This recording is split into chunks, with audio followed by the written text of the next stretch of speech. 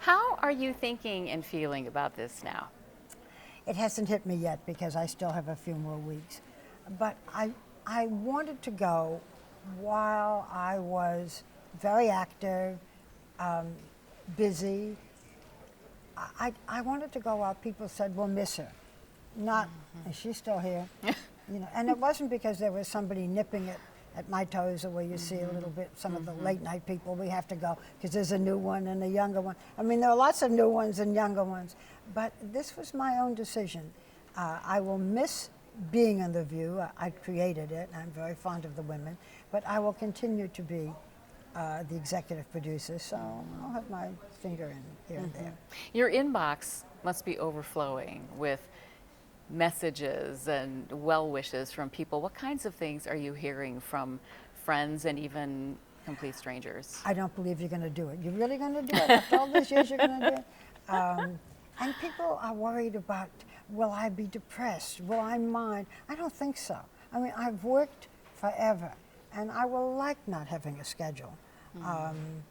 And I can always come back and, fuss about The View if I want to. So that will keep me busy. I may, if I can think of something new to say, do a book. I'm happy about things. I'm not depressed about them.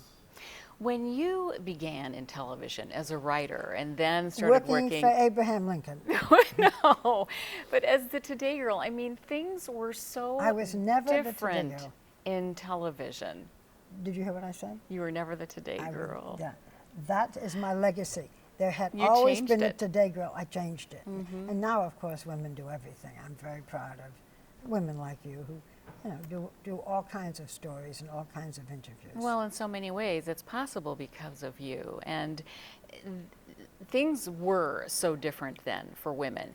How did being, as you described yourself, a pushy cookie help you deal with that boys' club?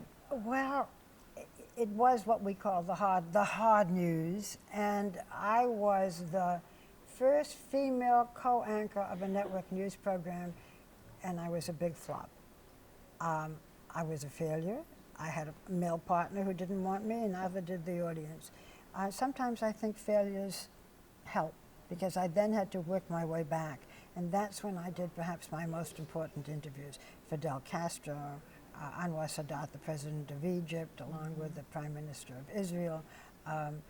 So many different interviews because I had to work my way back. Today it's very different, but on the other hand, it's perhaps not as, exciting as it was when I was the pushy cookie. Of all of those firsts, and there have been so many ceilings that you have just smashed through, is there one that really meant the most to you? I think what means the most to me is what we're talking about. The fact that I can have a legacy, that it's not, oh, she interviewed this one or that one, or I don't know, every president or Putin, and I'm bragging.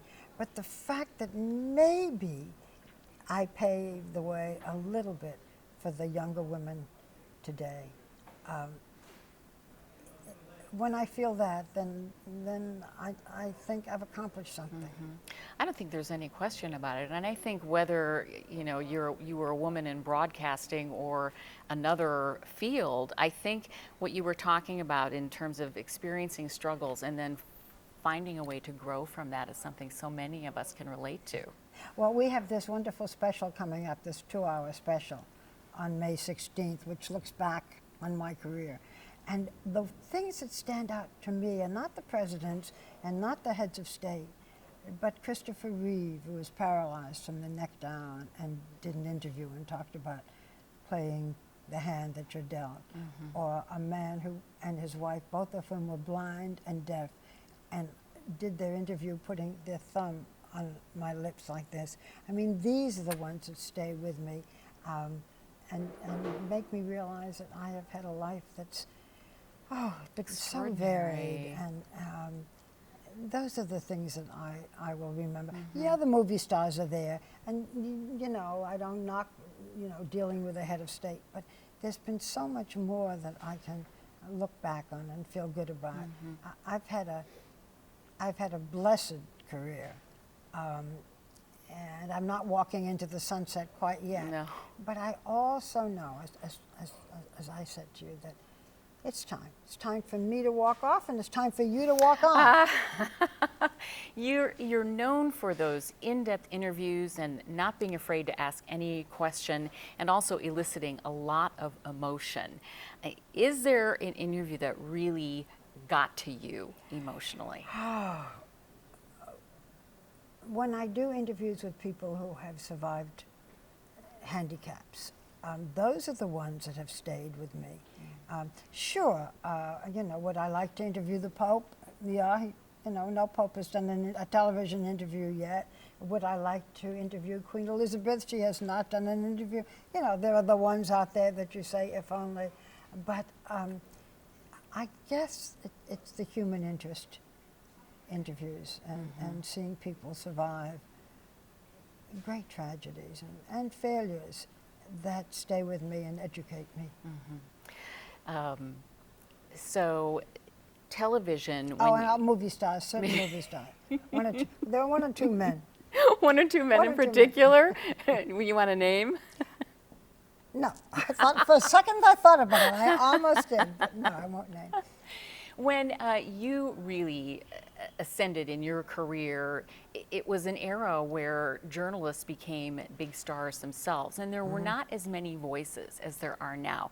Now you have so many more voices through social media, through bloggers, and I'm just wondering what you think about this and how it is influencing the way people get information. Well, there are very few news magazines anymore. There are very few long interviews. People like an interview to be 3.5 to 4 minutes. I don't know how long this is going to be, but it's very different. And people are getting their news from their iPad, and kids are getting their news from their telephone. It's a different time, and you have to keep up with it and not look at the good old days when we did 20-minute interviews. It's different. Can somebody have the same career that I had? Not exactly. I mean, in news, I was in a very special time. But there's all kinds of things that are coming up, and reporters are going to have to learn to do everything, I think. Most definitely. I asked a couple of my Facebook followers to come up with questions that they thought they'd want to Even ask Facebook. you. And Who knew from Facebook? Right. And I got some really good ones. Okay. And one person suggested I ask, what are your passions aside from your work? What do you do that makes you really happy? I like to be with my daughter. That makes me very happy. I like to read. I've always been a voracious reader, and now I have time not just to read, the magazine article. I do like to be with my girlfriends. I'm I don't know what, a woman's woman. Yes. And I like to sleep. I look forward not getting up at 6:30 to have to get dressed and do makeup and hair and do the view. So that's number one on my list is sleep. Very good.